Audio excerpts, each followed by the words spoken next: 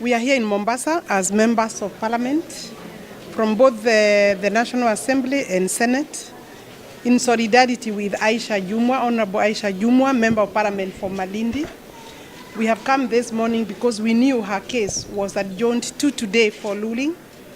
And with me and other members coming, we have Faith, Honorable Faith Gitao, Honorable Rahab Mukami, our chairperson for Kewopa, Honorable Purity Girishi, and myself, Aris Wahome, MP for Kandara, and chairperson Inua Mama Jenga Taifa. The reason we came here is because we've been working with Aisha Jumwa, not just today or yesterday, but also when she was under siege by the ODM party, when they were actually throwing her out of the party. We are the people who addressed the press conference and put pressure. Today, we want to thank the judiciary. We want to thank the judiciary for actually releasing Aisha Jumwa, notwithstanding request and objection from the prosecution. We are aware that the prosecution had demanded to hold her for 21 days for unknown charges or suspicions that she could have been involved in an incident that occurred in Malindi. But you know, we just want to actually condemn the entire DCI activities. Lately, he seems to be targeting MPs that are associated or affiliated with the Honorable, the Deputy President, William Samoei Ruto. We are members of Jubilee and other parties. As we are gathered here, we actually, Inua Mama, cut across political parties. But we have seen political prosecutions. These cases are actually very political.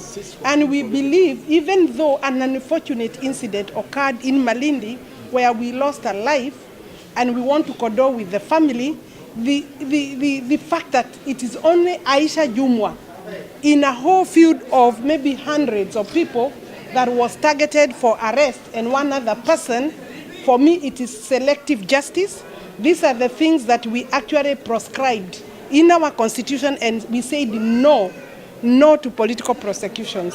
Obviously, there was an attempt, and some of the reasons is they wanted Aisha away because of the ward elections, that are coming. But you know what? I think these are things that we must say no as a country. As members of parliament, we want to condemn continued violence. Because even if you look at the clips going around, actually Aisha was being attacked by hooligans.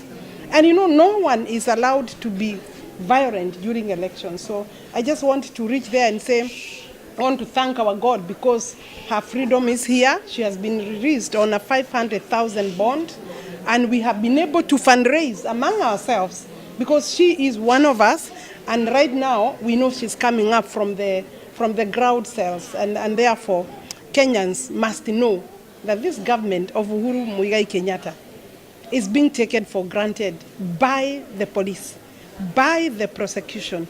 And these are things that we said no. You know, we are being taken back to the dark days when people were killed without answers. We are being taken back to the days when people like Bernard Chunga and the rest, you know, the Nyayo chamber, torture chambers, all these kind of things. Why is it happening? And we have a president who believes in the rule of law, we believe he should be, pursuing democracy, freedom of choice, political affiliation. And therefore, I just want maybe my colleagues have something else also to add to this. And therefore, say thank you very much also members of the press. We know you have followed this case. We're looking and seeking for justice. We're looking for justice. Let us not condemn somebody unheard. Yeah. Asanteni sana, members of the fourth state.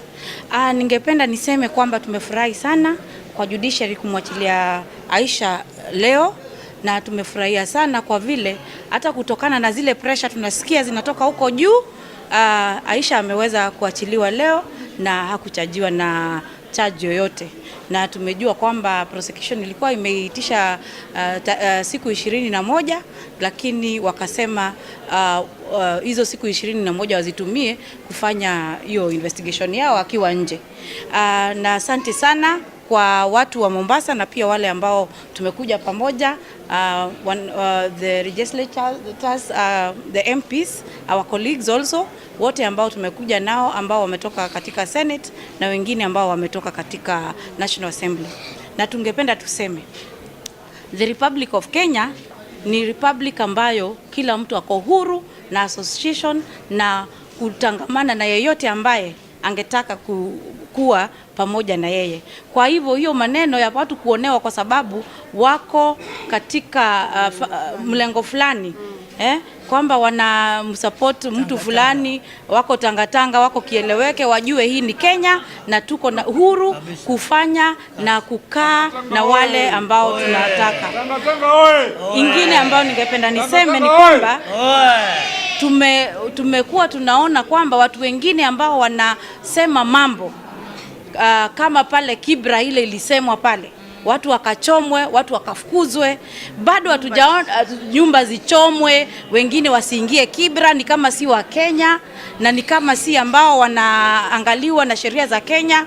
Sumra hatujamsikia ameshikwa, na wengineo wengi.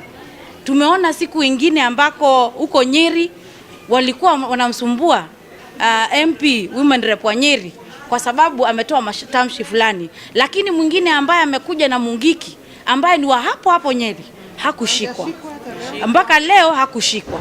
Tungetaka tuseme Wakenya tunaona, tunaangalia, siku zinakuja na tutakataa kata, tunaweza hata tukasema hata hao wenye wamekataa kushikana tutawashika.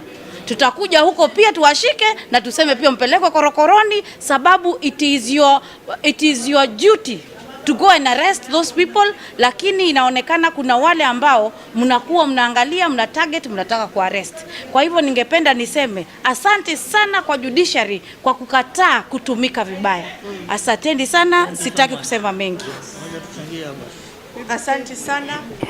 Hiki kikundi ni cha Inua Mama Jenga Taifa.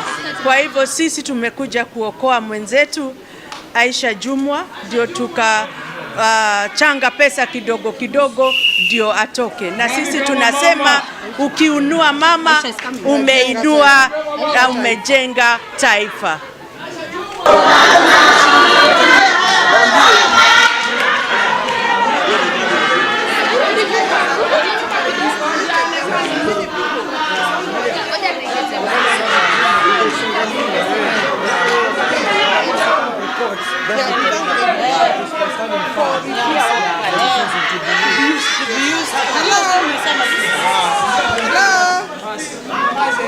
Asante.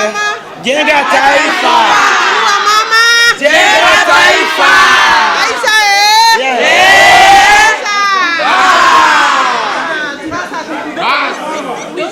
Aisha Come Shale. Hello, tuko na wajumbe kadhaa. We have already addressed the media. We've already done so. All right, today is a very sad day in our country because what has happened to Aisha Jumwa. Okay. They are saying that today has been a very sad day in our country.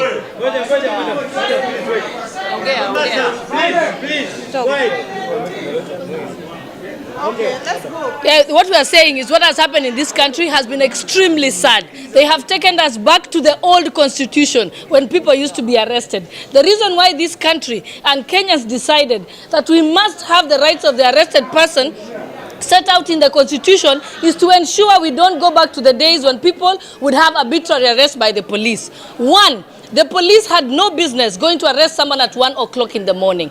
She's a senior citizen in this country. It is possible to summon her and she can go voluntarily to the police station. And to go at 1 a.m. shows extreme malice on the part of the police officers. Even the number of the contingent of officers that went to collect her was unreasonable because the law is very clear that they can only use reasonable force, consummate with the manner in which the arrested person is behaving. And she wasn't being violent.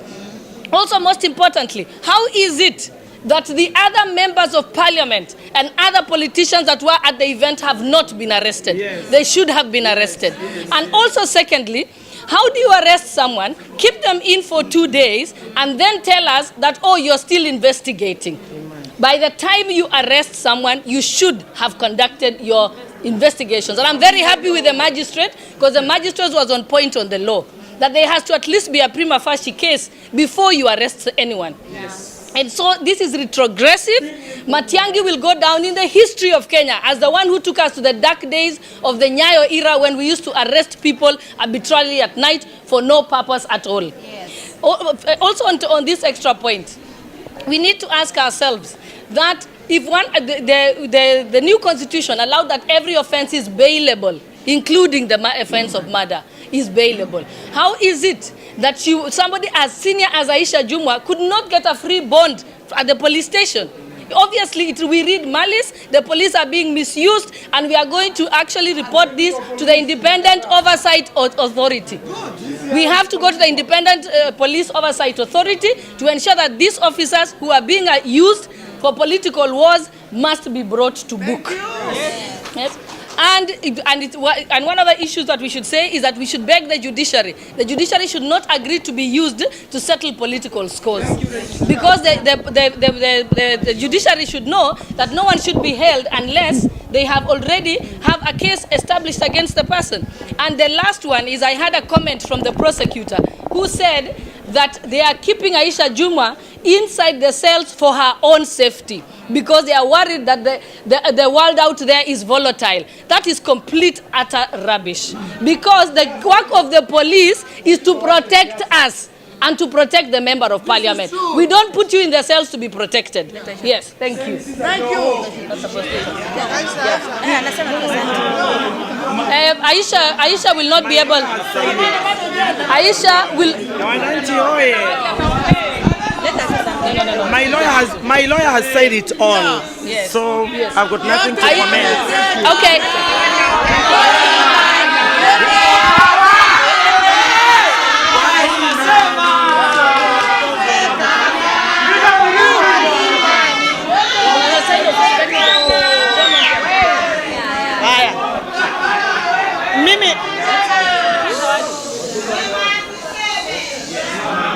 Mimi nashukuru kwa ile nafasi ndogo ambayo tumeipata ya kumtoa mama wetu ambaye alikuwa amekuwa hapa tangu juzi, na pia vile nataka kuongeza kitu ambacho kinanitia uchungu sana. Kitambo Aisha atende kile kitendo alichotenda, kulikuwa kuna makosa yanafanyika. Kwa nini serikali ama polisi ama IBC hajachukua hatua yoyote? Manake saa hii inasemekana Aisha, lakini kwa nini Aisha afanye vile alivyofanya? Kulikuwa na sababu. Mbona ile sababu haichukuliwi kama ni kitu cha muhimu?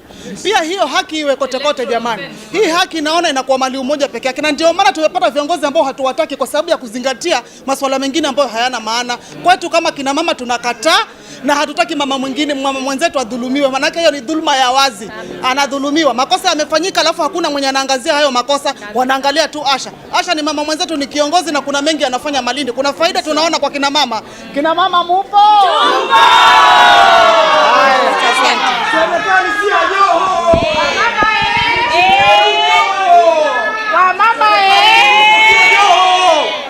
We just want to thank God. We want to thank God because justice has prevailed. Justice has prevailed, and we really thank God for that. But as women of this country, we are going to refuse intimidation. Thank you. The other day I was being caught in Nyeri, and it's another honorable member who had come to harass me.